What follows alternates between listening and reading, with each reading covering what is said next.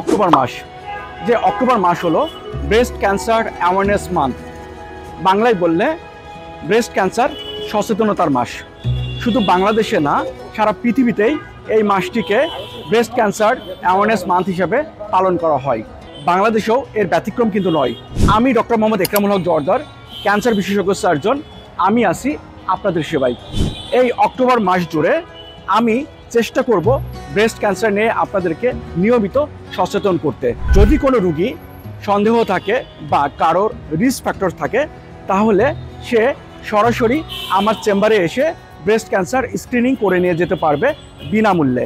সেই সাথে breast cancer related যে কোনো কোশ্চেন থাকলে আপনারা আমার পেজে কোশ্চেন করতে পারেন। আমি চেষ্টা করব আপনাদেরকে সঠিক পরামর্শ দিতে, কারণ এই সচেতনতাই রুখে দিতে পারে ব্রেস্ট ক্যান্সারকে। জেনে রাখুন, WHO তথ্য অনুযায়ী প্রতি 8 জনে 1 জন মানুষ কিন্তু ব্রেস্ট ক্যান্সারে আক্রান্ত হবে। তাই সচেতন হওয়ার সময় কিন্তু এখনই।